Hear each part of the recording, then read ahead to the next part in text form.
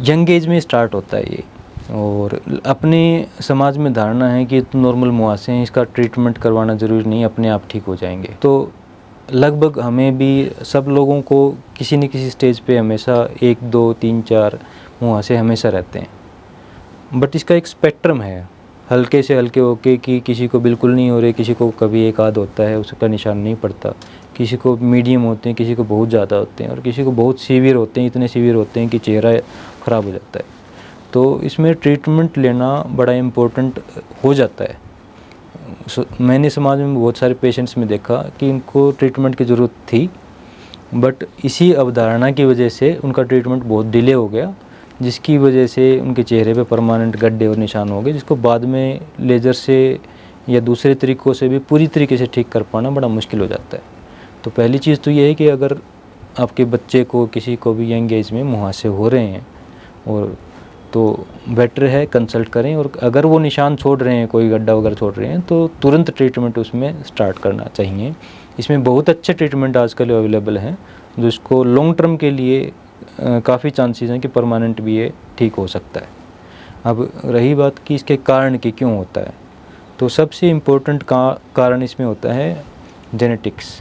ये हार्मोन जब चेंजेस होते हैं एडोलसेंस में, तो उनका एक प्रभाव पड़ता है अपना सीबेसियस ग्लैंड पे। सीबेसियस ग्लैंड बेसिकली तेल की ग्रंथि होती है जो अपने चेहरे पर होती है। तो ये जो हार्मोन के लेवल नॉर्मल होते हुए भी इसका इम्पैक्ट जेनेटिक्स की वजह से अलग अलग आता है। तो मेन इम्पैक्ट होता है कि जो अपना सीबम बनता है, जिसको हम स्किन ऑयल कह सकते हैं, उसकी क्वालिटी और क्वांटिटी चेंज हो जाती है।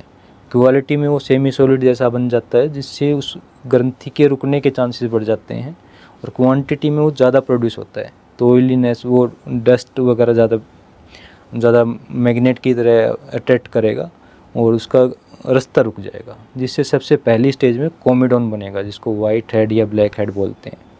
तो वो एक समझो कि नीचे सीबेसियस ग्लैंड में सीबम बन रहा है, ऊपर हमने एक ये गांठ बन गई है। तो जैसे इसमें इन्फेक्शन होगा तो एक बड़ा मुहासे का रूप लेगा, वो फिर स्किन से वहाँ से रास्ता फूटेगा और गड्ढा पड़ जाएगा। तो इस चीज़ में जेनेटिक्स का रोल बड़ा इम्पोर्टेंट आता है, सबसे पहला जो 90% से ज़्यादा मैं कंट्रीब्यूशन मानता हूँ।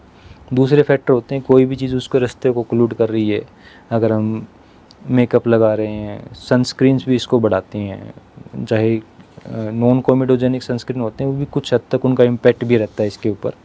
और खाने पीने का रोल इनडायरेक्टली इसमें आता है, बट उसका इम्पैक्ट कम रहता है। तो बहुत सारे लोग ऐसे होते हैं जो फास्ट फूड नहीं लेते, फिर भी उनको मुहासे बहुत ज़्यादा होते हैं, और कुछ लोग ऐसे होते हैं जो फास्ट फूड, मिल्क प्रोडक्ट से जो मुहासे हो रहे हैं अगर उनको, तो उसका इम्पैक्ट थोड़ा बढ़ जाता है। तो उसमें खाने पीने का रोल है, बट वो रोल एक कुछ हद तक ही है। ज़्यादा रोल इसमें जेनेटिक्स का मैं मानता हूँ, जिसको होते हैं उसको होते हैं, और उसको कम करने के लिए डेफिनेटली अपने को खाने पीने में मॉडिफिकेशन करनी चाहिए। इसमें डेयरी प्रोडक्ट हैं, फास्ट फूड हैं, वो इनडायरेक्टली अवॉइड करनी चाहिए। फिर तीसरा एसोसिएशन हो जाता है इसका पीसीओडी से। पीसीओडी आजकल बड़ा कॉमन है, तो उसमें हार्मोन के लेवल भी रेगुलर हो जाते हैं, उसमें डाइट, वेट बढ़ना, ये सब चीज़ें इंटरलिंक्ड हैं। तो उस केस में अपने को मुहासे अगर ज़्यादा हो रहे हैं तो पीसीओडी के लिए स्क्रीनिंग स्पेशली फीमेल्स में यंग एज में करनी ज़रूरी होती है, ताकि टाइमली ट्रीटमेंट स्टार्ट हो पाए।